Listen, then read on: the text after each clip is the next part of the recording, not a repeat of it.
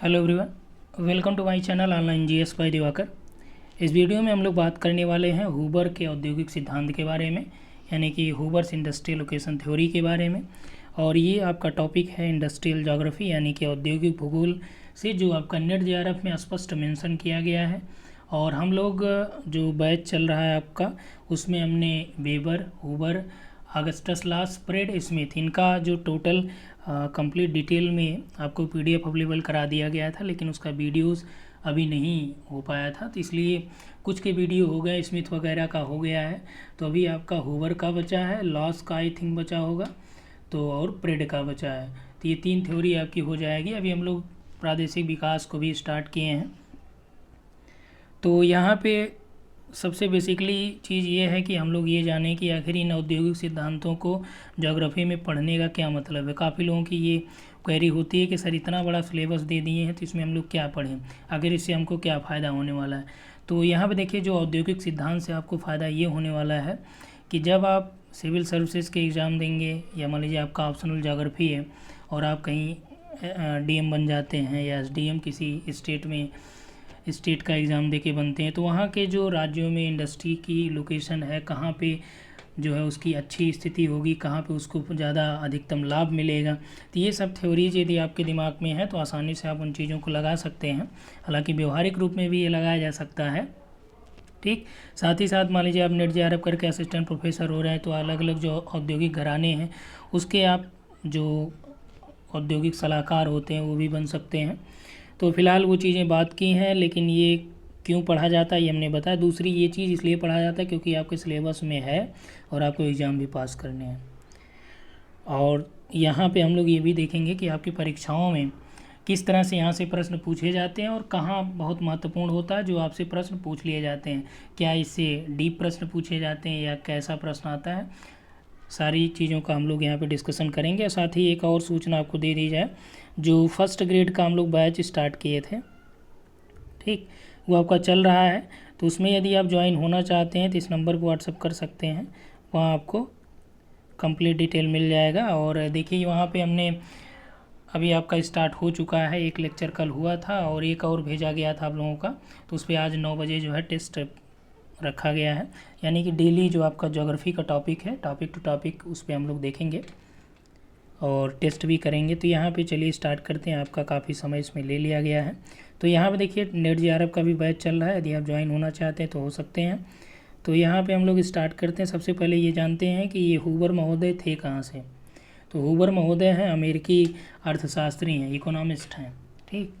और इनका पूरा जो नाम है ये ई.एम. हूबर है, ठीक। और इन्होंने 1948 में औद्योगिक अवस्थिति से संबंधित एक सिद्धांत दिया जो न्यूनतम लागत सिद्धांत के नाम से भी जाना जाता है। अब देखिए, जब आपसे परीक्षा में पूछा जाता है तो न्यूनतम लागत सिद्धांत में 4 विकल्प मान लीजिए बना दिया। एक बनाया वेबर, ठीक, और हूबर, और आपका यहाँ पे दे दिया लॉस और इजार्ड, ठीक। तो यहाँ पे आपको क्या लगाना है। अब यहाँ पे भी देखिए वेबर ने भी दिया है, हूबर ने भी दिया है, तो इसमें दोनों सही है। लेकिन यदि वहाँ पे वेबर ना दे, हूबर दे, तो आप हूबर लगाएंगे। यदि यहाँ पे न्यूनतम लागत की जगह ये कह दे कि उत्पादन का न्यूनतम लागत या उत्पादन लागत सिद्धांत उद्योगों से संबंधित किसने दिया, तो आपका उत्पादन लागत जो है ये हूबर महोदय ने दिया था, ठीक। उसके बाद यहाँ पे देखिए, जो इन्होंने ये सिद्धांत दिया है, हूबर ने इंडस्ट्रियल लोकेशन थ्योरी दिया है, ये इनकी किताब है लोकेशन ऑफ इकोनॉमिक एक्टिविटी। तो लोकेशन ऑफ इकोनॉमिक एक्टिविटी में ही ये आपका जो थ्योरी है इसको इन्होंने डिफाइन किया है, ठीक। तो लोकेशन ऑफ इकोनॉमिक एक्टिविटी ये डायरेक्ट आपसे पूछी गई किताबें हैं कि किसके द्वारा लिखी गई हैं, तो हूबर ने लिखा है। इसमें देखिए मैच कराने के लिए ज़्यादातर देता है कि उत्पादन लागत एक तरफ दे दिया, न्यूनतम लागत दे दिया। तो न्यूनतम लागत आएगा तो स्पष्ट है, यदि विकल्प में है तो आप वेबर लगाइएगा, और विकल्प में दोनों हैं, जैसे न्यूनतम लागत भी दे दिया, उत्पादन लागत भी दे दिया, तो आप क्या लगाएंगे, उत्पादन लागत में हूबर को लगाइए और न्यूनतम लागत में वेबर दिया तो वेबर लगाइए, ठीक। उसके बाद देखिए यहाँ पे चूँकि जो वेबर का सिद्धांत था, वेबर का इंडस्ट्रियल लोकेशन थ्योरी, उसी को इन्होंने और परिमार्जित किया है, किसने, हूबर महोदय ने। तो इसमें इन्होंने क्या किया कि चूँकि वेबर ने आइसोडापिन का उपयोग किया था। आइसोडापिन यानी कि समान परिवहन लागत वाली जो रेखाएं हैं, तो आइसोडापिन का उन्होंने केवल स्पष्ट रूप में बहुत ज़्यादा उसमें डीप फोकस नहीं किया था, लेकिन जो हूबर महोदय हैं इन्होंने क्या किया कि इन्होंने ये बोला कि वेबर का जो सिद्धांत था उसमें परिवहन लागत की बात की गई थी, लेकिन इन्होंने अपेक्षाकृत और ज़्यादा इसमें बल दिया और इसको वास्तविक रूप दिया। आगे आपको देखने को मिलेगा कि कहाँ से ये वास्तविक रूप कहा जा रहा है। तो इसमें देखिए कि इन्होंने किसने, हूबर ने ये कहा कि उद्योगों, कोई भी उद्योग कहीं लगाए जाते हैं तो उसमें उसका परिवहन लागत, उत्पादन लागत ये भी सम्मिलित होता है। तो इन्होंने जो उद्योगों की लागत वाली श्रेणियां हैं उसको 3 भागों में डिवाइड किया। एक में इन्होंने ये कहा कि उत्पादन लागत यानी उद्योगों में जो लागत होती है, ये तो जो कच्ची सामग्री होती है, जैसे आप चीनी तैयार करेंगे तो उसके लिए कच्चा माल जो है गन्ना, तो गन्ना जब एकत्र करेंगे तो उसमें जो लागत लगेगी, जैसे गन्ना मान लीजिए आप दूर से 15-20 किलोमीटर 50 किलोमीटर से गन्ना यहाँ पे आ रहा है तो उसका भी तो लागत लगेगा। तो कच्ची सामग्री एकत्र करने में जो लागत लगी, हूबर ने बताया था 3 टाइप की लागत। दूसरा उन्होंने ये बताया कि कच्ची सामग्री हमारे पास जब हो गई तो हम क्या करेंगे कि उसको रखेंगे तो है नहीं, उसको क्या करेंगे, चीनी बनाएंगे। जब चीनी बनाएंगे यानी कि उत्पादन प्रक्रिया, तो उत्पादन प्रक्रिया में भी लागत लगेगी, कॉस्ट आएगा, ठीक। और तीसरा उन्होंने ये बताया कि जब चीनी आपके फैक्ट्री में प्रोडक्शन इसका हो चुका, अब चीनी आप अपने फैक्ट्री में तो रखेंगे नहीं कि गांव वाले वहाँ से आके ले जाएं या शहर वाले ले जाएं, तो आपको क्या करना पड़ेगा, खुद प्रोवाइड कराना पड़ेगा। कहाँ पे, बाज़ार में। तो बाज़ार में ले जाने के लिए क्या, चीनी ले जाएंगे तो बाज़ार में ट्रकों से जो आपकी जाएगी तो उसका भी क्या होगा, परिवहन लागत होगा, ठीक। तो यानी कि उत्पादन प्रक्रिया में ये उत्पादन लागत हो गया, वस्तु को बाजार तक ले जाने में क्या हुआ, परिवहन लागत हुआ। और कच्ची सामग्री जब आप एकत्र करेंगे तो कच्ची सामग्री ढो के लाएंगे तो ये भी किस में आ गया, परिवहन लागत में ही आ गया। अब देखिए 3 टाइप तो उन्होंने कहा, लेकिन यदि हम लोग इसको और डिफाइन करें तो ये आपका 2 टाइप में हो जाता है। क्यों 2 टाइप में, देखिए एक टाइप में जैसे ये परिवहन लागत हो गया तो वस्तु को बाजार तक लाने में, यानी जो आपने वस्तु उत्पादित की है उसको बाजार तक लाएंगे, किस में आएगा, ये परिवहन लागत में आ जाएगा।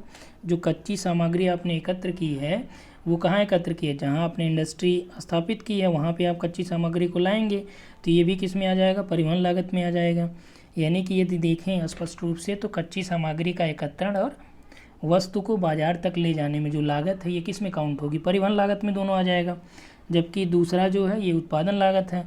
तो मुख्य रूप से हम लोग देखें तो लागत 2 प्रकार की आपकी हो गई, एक आपका हो गया ट्रांसपोर्ट कॉस्ट यानी कि परिवहन लागत, दूसरा प्रोडक्शन कॉस्ट यानी कि उत्पादन लागत, ठीक। यानी कि किसी भी वस्तु या किसी भी उद्योग की अवस्थिति में या स्थानीयकरण में विशेषकर उत्पादन लागत और परिवहन लागत का ही प्रभाव पड़ता है। क्लियर हुआ। चलिए अब एक एक लागत को यहाँ पे हम लोग डिटेल कर लेते हैं। पहला लागत ये है कि परिवहन लागत का जो उद्योगों की अवस्थिति है उस पर क्या प्रभाव पड़ता है, ठीक। तो उद्योग, कोई भी उद्योग आप वहाँ पे लगाएंगे वहाँ आपको लाभदायक होगा जहाँ पे क्या हो, परिवहन लागत कम हो। जब परिवहन लागत कम होगा तो जो प्रोडक्शन आप करेंगे तो उसको जो मार्केट में अन्य, जैसे मान लीजिए कि आपका कोई भी जो प्रतिस्पर्धी है वो 10 रुपये केजी कोई चीज़ बेच रहा है, प्रोडक्ट जो उत्पादित करके, वही चीज़ यदि आपका परिवहन लागत कम हो जाए, इसको आप 9 रुपये में बेचेंगे तो फ़ायदा आपको होगा, क्योंकि आपका ये ज़्यादा बिकेगा, ज़्यादा प्रोडक्शन आपको करना पड़ेगा, ठीक। तो यहाँ पे देखिए कि उद्योग वहाँ लगाए जाएं जहाँ परिवहन लागत न्यूनतम हो, चाहे कच्ची सामग्री एकत्रण की बात हो या कारखाने से उत्पादित वस्तु को बाजार तक ले जाने की बात हो। यानी कि यदि उद्योगों की स्थापना की यहाँ परिवहन लागत पे बात करें तो 2 आधार पे होना चाहिए।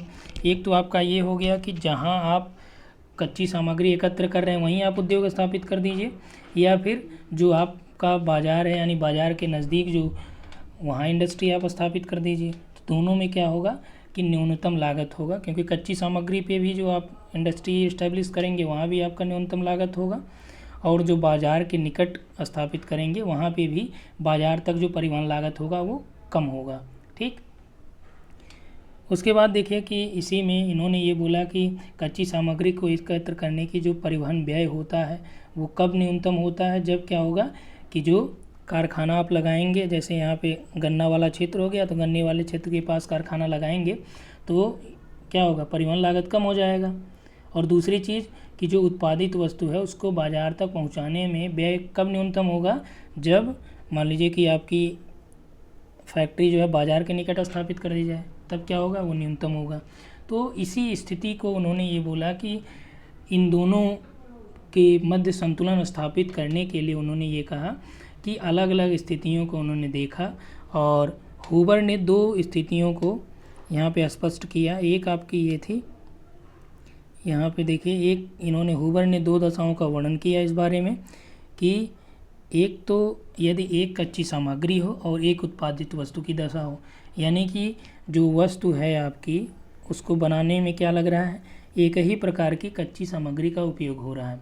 दूसरी दशा ये हो गई कि यदि मान लीजिए कोई ऐसी वस्तु आप बना रहे हैं जिसमें एक से अधिक कच्ची सामग्री की आवश्यकता पड़ रही है और उत्पादित वस्तु की दशा भी एक से ज़्यादा उत्पादित वस्तुएं हो रही हैं, तब उस दशा में आपको जो फैक्ट्री होगी वो कहाँ कहाँ स्थापित की जाएगी। तो पहली दशा की हम लोग बात करें तो जो फर्स्ट फेज़ में आएगा, तो फर्स्ट फेज़ में इन्होंने ये बोला कि कच्ची सामग्री क्या हो, एक हो, और उत्पादित वस्तु भी क्या हो, एक हो। यानी कि ये मान लिया जाए कि एक ही उद्योग में केवल एक ही प्रकार की कच्ची सामग्री का उपयोग हो रहा है और उससे क्या है वो, यानी कि एक ही स्रोत पर जो आपकी सामग्री है ये उपलब्ध हो पा रही है। ठीक।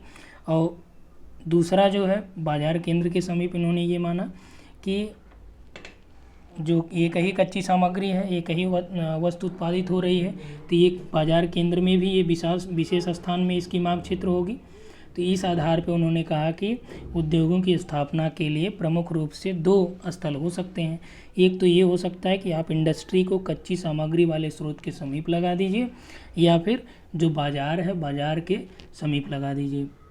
ठीक। यह दशा कब होगी, जब केवल एक कच्ची सामग्री, यानी कि कोई भी वस्तु के उत्पादन में केवल एक कच्ची सामग्री का उपयोग किया जाएगा। ठीक। इसके बाद इसमें अपवाद भी आ जाता है, उस अपवादों को भी हम लोग देख लेते हैं कि कौन कौन से अपवाद इसमें आएंगे। जैसे मान लीजिए कि यदि परिवहन साधन का माध्यम, जैसे आपका हमने ये बताया कि कच्ची सामग्री को या इंडस्ट्री यहाँ पे आपने इस्टेब्लिश किया, यहाँ से ढो के लाने में केवल आप एक ही परिवहन का उपयोग कर रहे हैं, लेकिन मान लीजिए कि यदि ये दूर हो और बीच में कोई और इशू यहाँ पे हो जाता है, तो आप क्या करेंगे कि इसको अलग अलग, मान लीजिए आपका परिवहन वो चार्ज पड़ जाए। जैसे आपकी इंडस्ट्री यहाँ पे है, कच्ची सामग्री यहाँ मिल रही है, तो आप यहाँ तक आए, यहाँ किसी कारणवश ये आपका ट्रांसपोर्ट रोक दिया गया, अब यहाँ से आप दूसरा आपको पकड़ना पड़े, तो उसके लिए क्या करना पड़ेगा, तब तो आपको ज़्यादा परिवहन लागत हो जाएगा यदि आप यहाँ से लाएंगे तो। ठीक। तो इसके लिए अलग स्थिति बनेगी। तो इसके लिए क्या होगा कि यदि आप इंडस्ट्री को यहीं स्थापित कर दें, तो ये मान लीजिए बाज़ार है, बाज़ार के निकट पहले स्थापित किए हैं, तो यहाँ से परिवहन लागत यहाँ तक लाने में और ये वाला परिवहन लागत यहाँ तक लाने में तो लगभग बैलेंस हो जाएगा। ठीक। तो इससे क्या होगा कि आप वहाँ पे स्थापित कर सकते हैं। तो इसमें भी तीन स्थितियाँ बनती हैं। ठीक। यहाँ देखिए स्पष्ट लिखा है कि परिवहन साधन का माध्यम एक न होकर बीच बीच में बदलना पड़े, तब न्यूनतम परिवहन लागत दोनों साधनों के मिलन बिंदु पर होगा। इस तरह की तीन स्थिति बनेगी। पहली ये कि या तो आप कच्ची सामग्री वाले स्थल पे आप क्या करें, इंडस्ट्री लोकेट कर दीजिए, या फिर जो उनका मिलन बिंदु है ये ज़्यादा अच्छा रहेगा, और तीसरा यह है कि बाज़ार के समीप। ठीक। तो तीन स्थितियां यहाँ पे बन रही हैं कि या तो बाज़ार के समीप आप स्थापित कर दीजिए, या फिर कच्ची सामग्री वाले स्रोत पे, या फिर बाज़ार बिंदु पर अवस्थिति इसकी कर दीजिए। तो यहाँ पे जो अपवाद में हमने बात किया तो तीन स्थितियाँ बनेंगी। तो तीनों स्थितियों को पहले हमने बात किया कि कच्ची सामग्री के स्रोत पर उद्योग को स्थापित कर दिया जाए। तो क्यों कच्ची सामग्री के स्रोत पर उद्योग को स्थापित किया जाएगा? मान लीजिए कि आपने जो उद्योग लिया है वो उद्योग क्या है, उसमें कच्ची सामग्री का जो भार है वो उत्पादन के दौरान क्या होता है, कम हो जाता है। तो ऐसे उद्योगों को क्या करना पड़ेगा, कच्ची सामग्री वाले स्रोत पर स्थापित करना ज़्यादा प्रॉफिटेबल रहेगा। यानी कि जैसे मान लीजिए कि आपका गन्ने की मैं बात करूं कि गन्ना या चीनी उद्योग है, तो यहाँ पे क्या होगा कि जैसे 1 कुंटल गन्ने में लगभग आपका 9 से 27 इसी के आसपास जो है जैसा चीनी हो, तो मान लीजिए इतना आपका प्राप्त हो रहा है। तो ये क्या है, भार ह्रास प्रकृति का है, तो आप क्या करेंगे, कच्ची सामग्री वाले स्थान पे ही उद्योग स्थापित कर देंगे। तो इससे क्या होगा कि बहुत ज़्यादा आपको परिवहन कॉस्ट नहीं लगेगा। दूसरी चीज़ ये मध्यवर्ती की हम लोग बात करें कि जब वस्तु का परिवहन एक छोर से दूसरे छोर तक एक ही साधन से नहीं हो, चाहे रेल मार्ग हो या जल मार्ग हो, सड़क हो, बल्कि 2 साधनों से हो, तो ऐसी स्थिति में क्या होगा कि जो परिवहन लागत है वो आपका जो दोनों के मिलन बिंदु है वहाँ पे स्थापित कर दीजिए। और तीसरी ये कि बाजार समीप की हम लोग बात करें तो बाजार समीप में मान लीजिए कि आपकी जो उद्योग आप इस्टेब्लिश कर रहे हैं उस उद्योग में जो कच्ची सामग्री से अधिक जो यानी उसका भार है वो कच्ची सामग्री से अधिक होता है, तब आप क्या करेंगे, यानी उत्पादित जो वस्तु आपने उत्पादित किया इसका जो भार है ये कच्ची सामग्री से अधिक हो रहा है, तो आप क्या करेंगे, बाजार के समीप ही आप उद्योगों को स्थापित कर दीजिए ताकि आपका जो परिवहन कॉस्ट हो क्या हो, कम आए। ठीक, तो ये आप लोगों को जो डिटेल PDF दिया गया था उसमें आप पढ़े होंगे तो और ज़्यादा स्पष्ट हो जाएगा।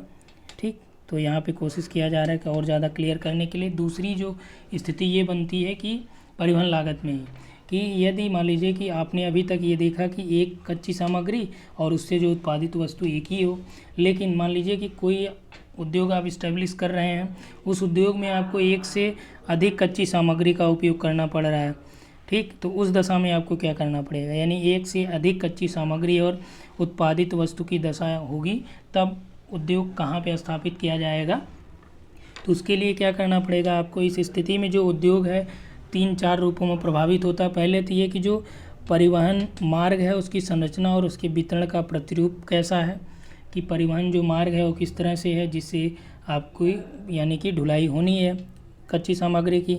दूसरा ये कि परिवहन मार्गों के संगम पे, ठीक, यानी कि जो इंडस्ट्री की लोकेशन है वो या तो परिवहन मार्गों के संगम पे स्थापित कर दीजिए या फिर बाजार केंद्र की जो क्रमिक भौगोलिक स्थिति है कि बाजार कहाँ पे है कहाँ नहीं लोकेटेड है। ठीक, तो इसके लिए। और चौथा आपका कच्ची सामग्री का जो स्थल है ये भी आपका उद्योगों की अवस्थिति को प्रभावित करेगा, जहाँ पे एक से अधिक उद्योग यानी कि एक उद्योग में एक से अधिक कच्ची सामग्री का उपयोग होता है।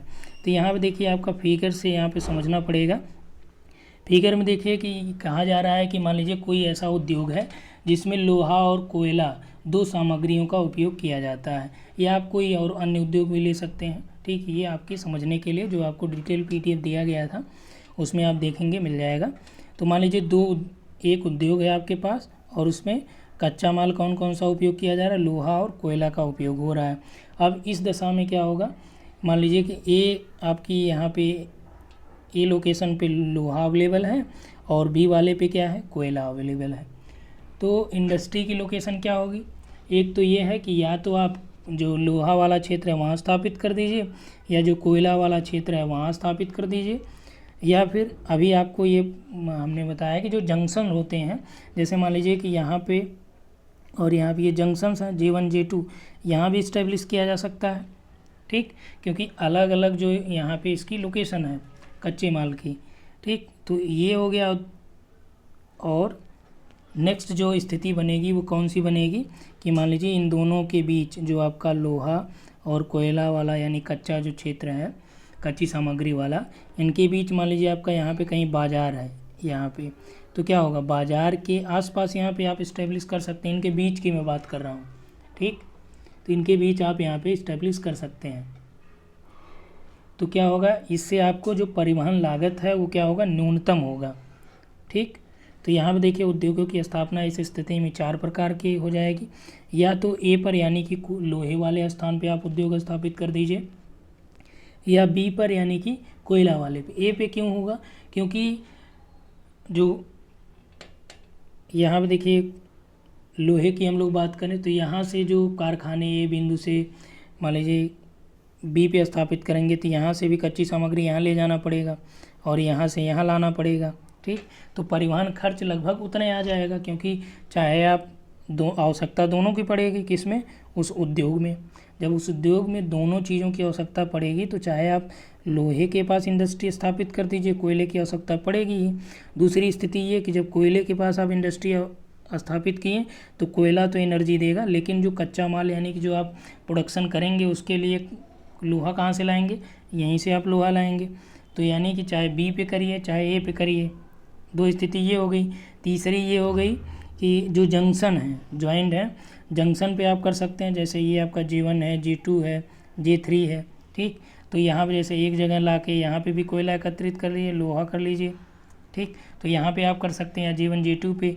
मान लीजिए यहाँ कोई बाज़ार है तो बाज़ार के समीप भी आप इंडस्ट्री को लोकेट कर सकते हैं। इससे क्या होगा कि एक जगह ला के बनाने में परिवहन जो खर्च है वो अपेक्षाकृत कम होगा, ठीक। अब देखिए यहाँ पे आपका, यदि मान लीजिए कि आपने ये सब चीज़ें कर लिया और आपको ये लगता है कि यार जो आपने यहाँ पे कच्ची सामग्री का उपयोग किया, यानी रॉ मटेरियल जो आपने यूज किया, रॉ मटेरियल जैसे आपने लोहा या कोयला यूज किया या कोई अन्य यूज किया, अब आपको लग रहा है कि नहीं यार ये मुझे क्या पड़ रहा है, ये महंगा पड़ रहा है, इसके लिए क्या कोई एक सब्स्टिट्यूट निकाला जाए। तो इसके स्थान पे कोई आप प्रतिस्थापी कच्चा माल यानी कि रॉ मटेरियल जो उसी तरह का हो लेकिन आपके लिए क्या हो, सस्ता हो, तो उसके लिए क्या करना पड़ेगा। तो उससे जो इंडस्ट्री की लोकेशन है क्या होगी, प्रभावित होगी।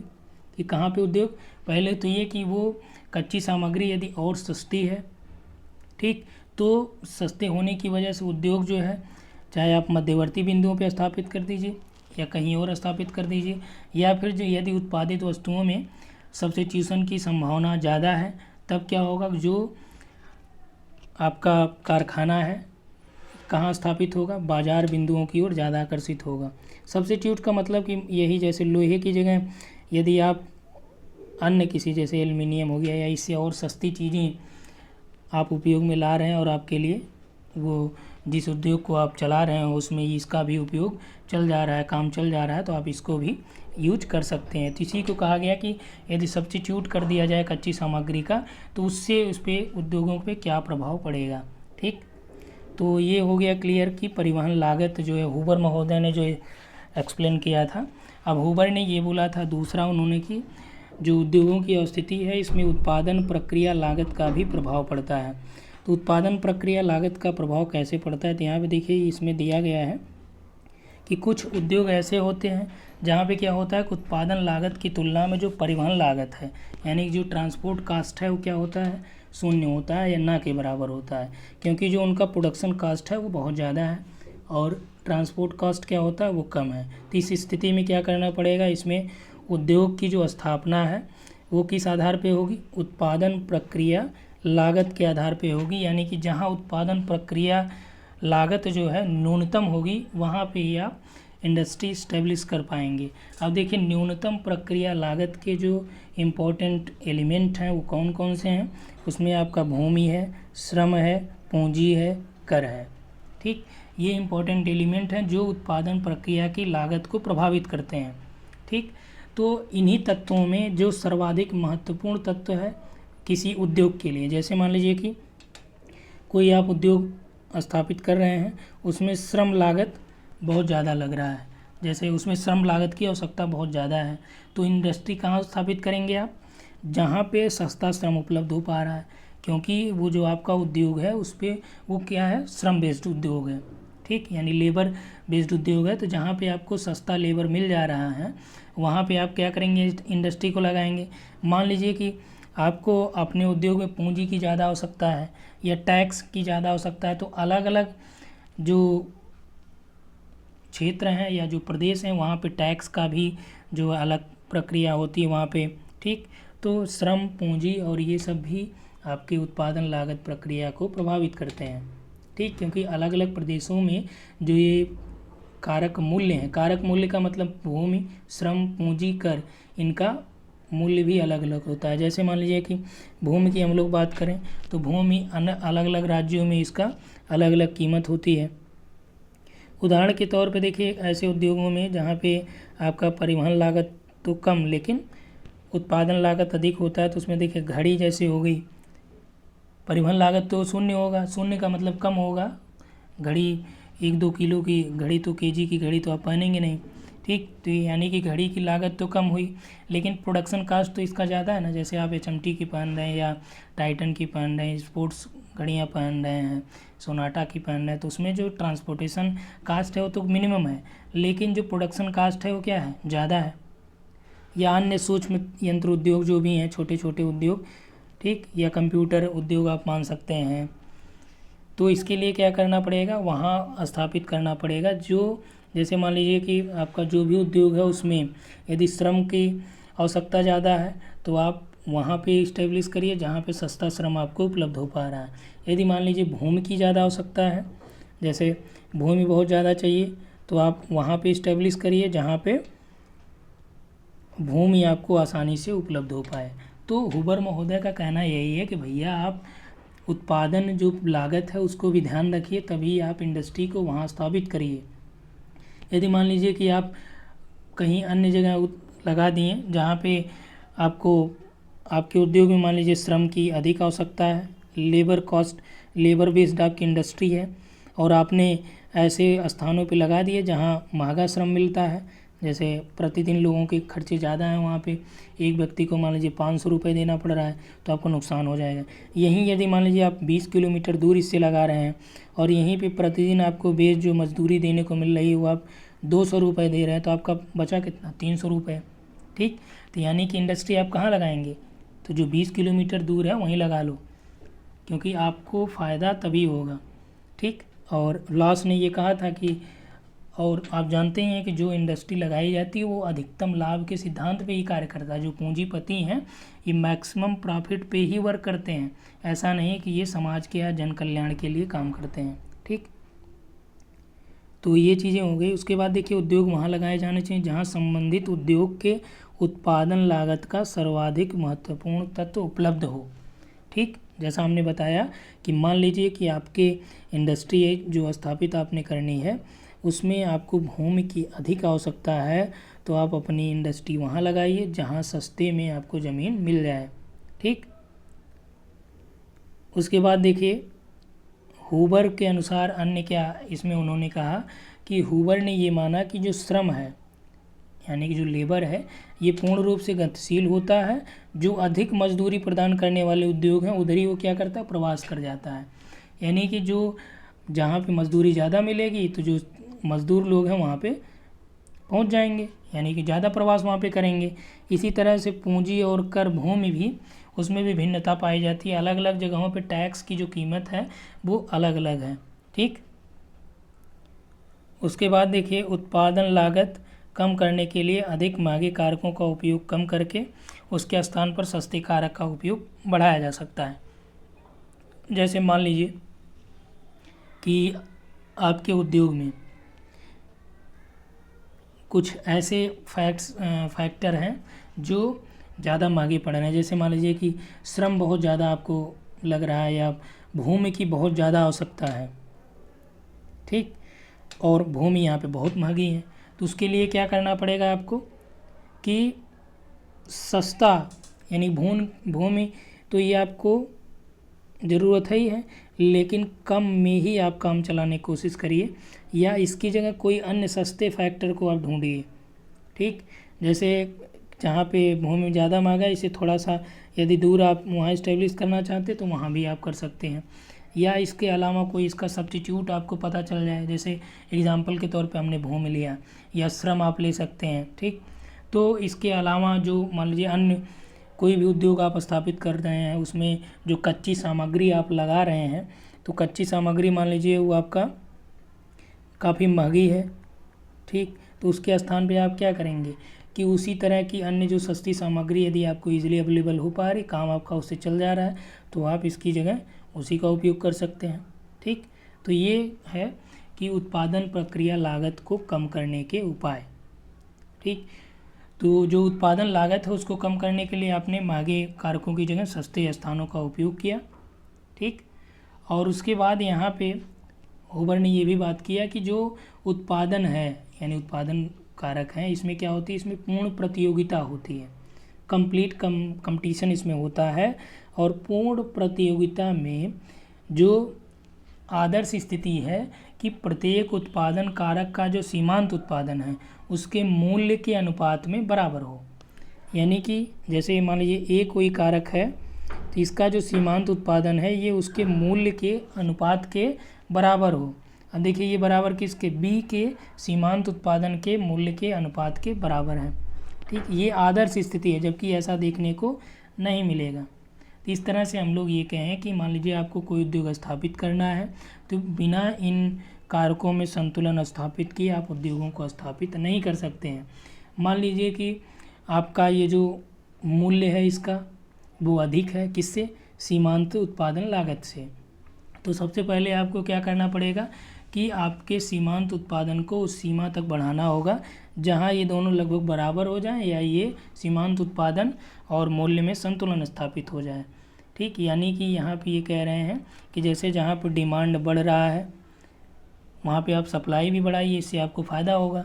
तो अपेक्षाकृत यहाँ पे सस्ता कारक उपलब्ध हो तो कुल जो लागत होगा क्या होगा, वो न्यूनतम आएगा।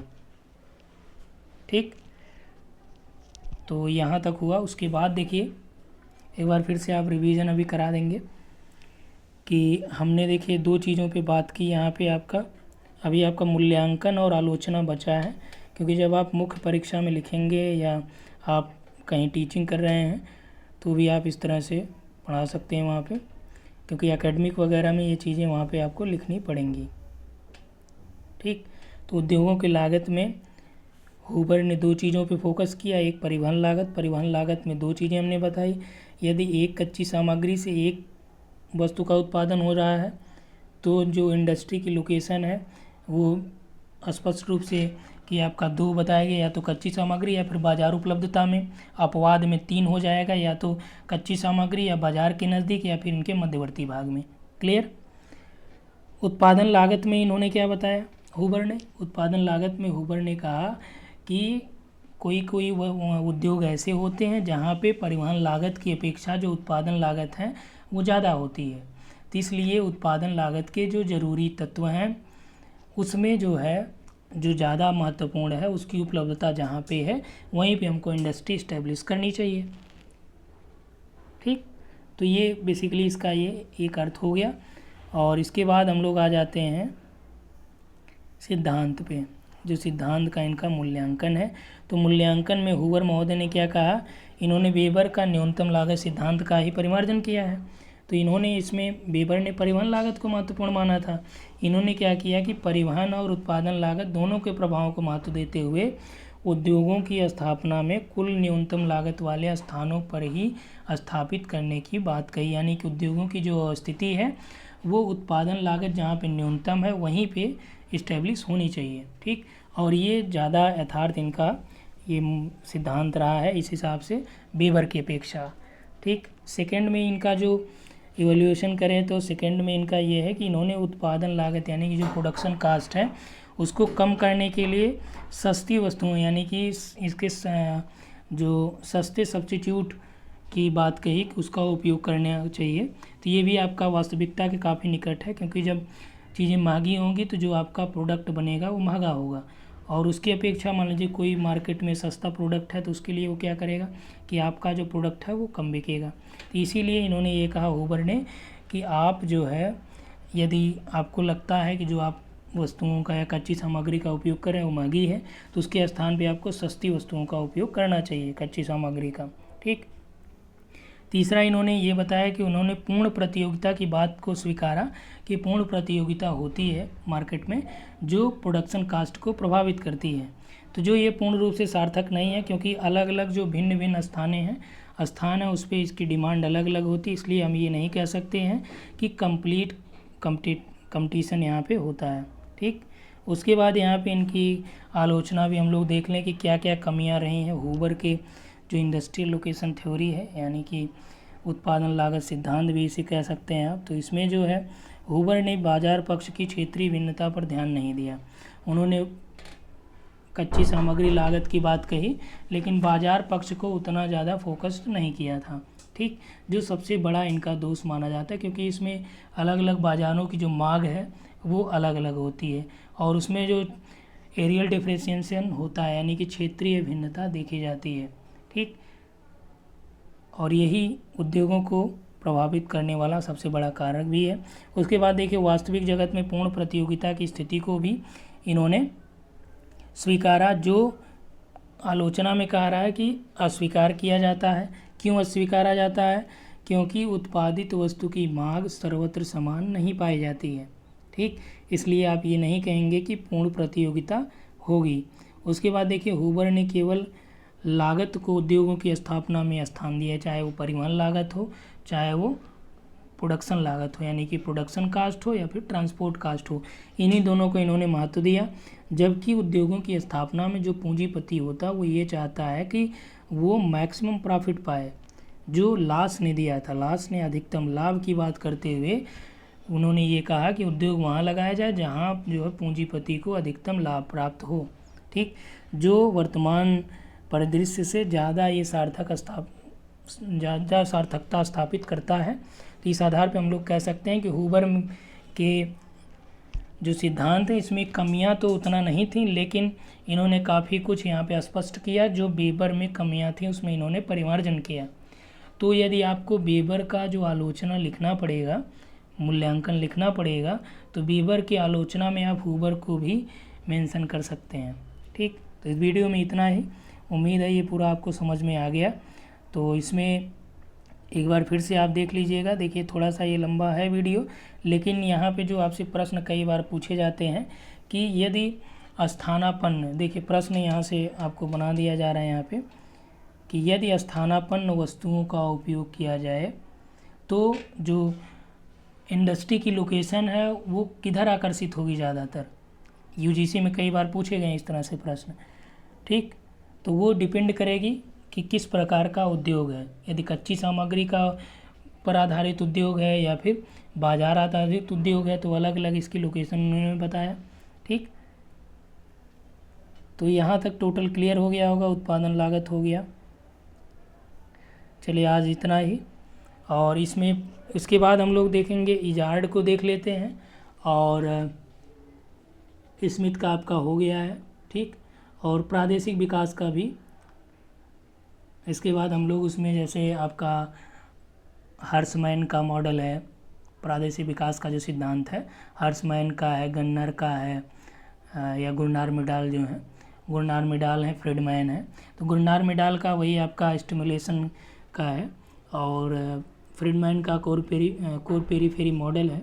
इसको भी हम लोग जो है रीजनल प्लानिंग वाले या रीजनल डेवलपमेंट वाले चैप्टर में देख लेंगे। तो इस वीडियो में इतना ही। Thanks for watching.